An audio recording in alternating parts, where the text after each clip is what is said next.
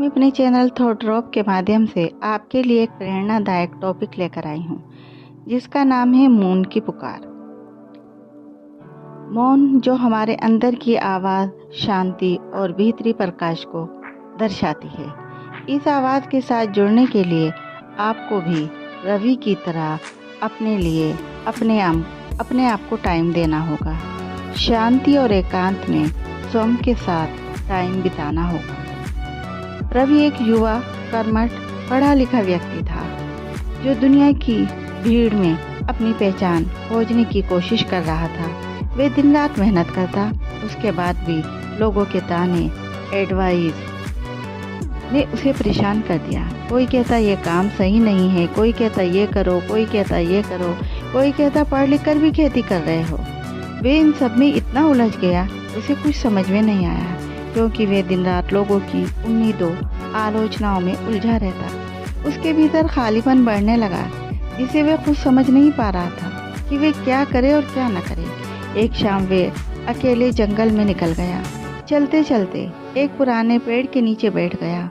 वहाँ उसे अजीब सी शांति महसूस होने लगी, और वो शांति थी मौन। धीरे धीरे उसे जो सुनाई दिया उसके शब्द नहीं थे, बल्कि भाव थे। उसे लगा जैसे था वो तो मेरे भीतर मौजूद है। उसकी आंखों से आंसू बहने लगे। पहली बार उसने दुनिया की नहीं, अपनी आत्मा की आवाज़ को सुना था। उस आवाज़ को सुनने के बाद उसकी ज़िंदगी बदल गई। उसे लगा जो मेरी अपनी खेती है, जो मेरा अपना काम है, मैं उसी में मेहनत और लगन से करूँगा और उसी में अपनी उन्नति के रास्ते तलाश करूँगा। ऐसा करने से उसे शांति और उन्नति दोनों मिली।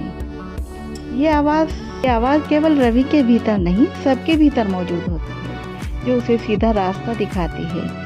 इस आवाज़ को बाहरी शोर, भागदौड़ में आता चला जाता है।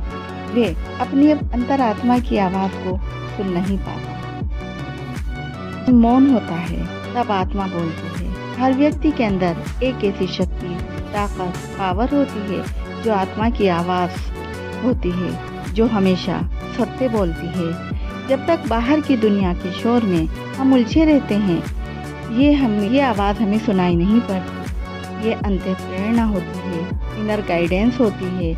जब आप किसी कठिन से कठिन फैसले में उलझ जाएं और किसी निर्णय पर न पहुंच पाएं, तो बाहर की एडवाइस आपको परेशानियों को बढ़ाने लगे, तब आप एक शांत क्षण में अकेले बैठ जाएं। जो भीतर से जवाब आए वही आपकी आवाज़ है।